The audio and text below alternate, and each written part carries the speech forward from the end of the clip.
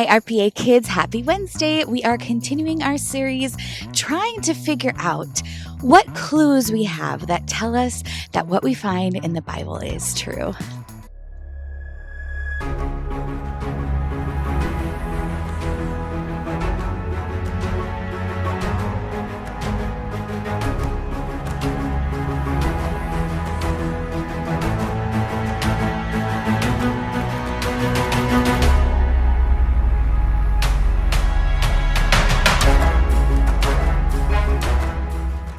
So today I'm excited about what we're going to talk about because we are investigating everything that has to do about prayer. Do you pray? You know, a lot of times church makes prayer look very complicated when really all it is we're talking to God. We don't have to say special words. We don't have to do anything really special. We just need to open our mouth and talk to God with the words that we regularly use in our regular voice. God is not something that is way out of reach that you need to go to school to learn how to talk to him. You can talk to him like you talk to your best friend. But unfortunately, sometimes when we've been in church for a long time, we hear all these different types of prayers and the different ways to pray, and we think maybe we're doing something wrong. But really, the way that did you know that Jesus in the book of Matthew, he teaches us how to pray in chapter 6, and it is very simple. So today we're going to talk about prayer, and we're going to investigate a very important question that maybe you've heard before. Have you ever had somebody say, prayer isn't actually miraculous? Nothing happens when you pray. It's just fake. You're just talking out loud to something that can't even hear you. Well, we are going to investigate, and we're going to start in Genesis chapter 24. I'm not going to open my Bible and read you the story. I'm just going to tell you about it. So in Genesis chapter 24, we find Abraham's son Isaac is looking for a wife. He needs a wife.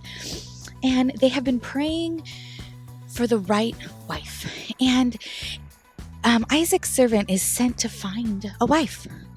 And they pray specifically for a sign and asks God, that the right person would give me water to drink and my camels.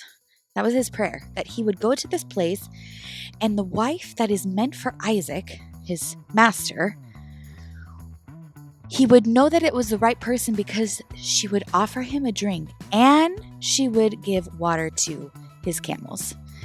So let's take a little walk and see how we can, through this story, how we can answer the question, is prayer just us talking out loud to nothing? Or is it truly a conversation with the true God that gets to God's ears and miracles happen because we pray? Evidence number 1. Are you ready? It's a little windy where I am. Oh, whew. Evidence number 1 is that the Bible records specific answers. Okay, we know that Isaac's servant was looking for a specific answer, a specific sign. What happened? And God did exactly that. God answered his prayer, his request. Okay, and Isaac goes to the fountain, where the well where they get water, and Rebecca, a girl named Rebecca, offers to get him water and water his camel. That is a very specific answer to a very specific request. And this is not just any request. Rebecca was doing something very interesting because, you see, watering camels is not an easy job. Did you know that a camel can drink 53 gallons of water in one session? It doesn't mean that every time they drink 53 gallons. Remember, camels often live in very dry climates, so they don't always have access to 53 gallons of water. However, camels are very big animals. They need a lot of water. Rebecca must have been so buff if she could water multiple camels. Wow. Clue number 2. Millions and millions of people receive answers to their prayers daily. We're talking millions. And I'm not just talking about people that I know. I mean, I guess I don't even know millions of people. But people in the church all over the world. I'm not talking about one church. I'm talking about the global church all over the world. Testify, or which means they share the fact that their prayers get answered and miracles happen all the time. The fact that across all the world, different nations, different cultures, and different languages, we all can say that we've experienced answered prayers and miracles, whether it's been in our own life, maybe our family's life, a friend, or in our church community. That is a huge piece of evidence that prayer works. Clue number 3.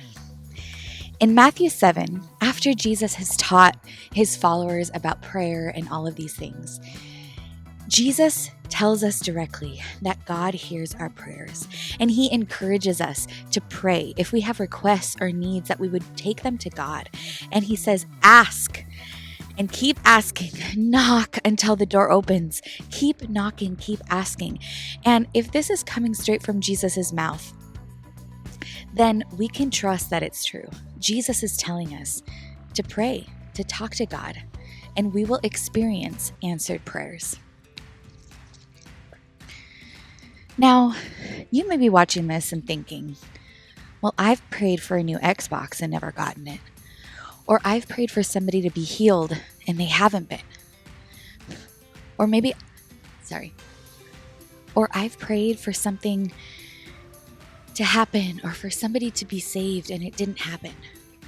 Or something really hard happened in my life and it makes me feel like God isn't there. Now, all the things that we looked at today show us that God answers prayer.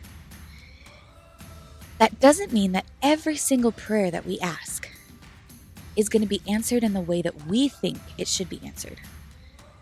God is sovereign. He is the creator of the world. He knows what's best and he has a plan. And so there are some things that we might not see the answer to right away, or maybe we won't even see answered here in the world, on earth. But maybe healing won't happen until we're in heaven, when for sure we will all be healed of anything that could be wrong in our bodies. But what's important is our story today about Rebecca and that specific request that servant had. It was answered in the exact same way that he asked it. And there's so many other examples of this. I've seen so many examples of it in my life. Like I've also seen examples of I've prayed and what I've prayed doesn't happen. But it doesn't mean I stop praying. It means I keep seeking, like Jesus told us in Matthew 7, to keep seeking, keep knocking, keep asking. God cares about us and he wants to talk to us. Prayer should not just be about what we need or what we want. We should pray and talk to God to worship him, thank him, ask that he would work in us and grow in us in our spiritual life. We should ask for other people and pray blessing over our lives and our family and our friends and our church. But God cares about us. He cares about the things that we're asking for and why we're asking for them. That's a big deal. You know, God cared about Rebecca and Isaac because his plan was for them to come together. And so, of course, he answered that prayer in the exact same way so that Rebecca and Isaac could come together and continue his plan forward. And so God cares about what we need and what we want, but he also has a plan for us. So let's not stop talking to him. Let's not stop praying, even if we don't see the right answer that we thought was the right answer. Because guess what? We serve a God who has all the right answers and he has the best plan ever. And so let's keep praying and let's keep asking. Let's keep knocking and see prayer work in our life because God hears us.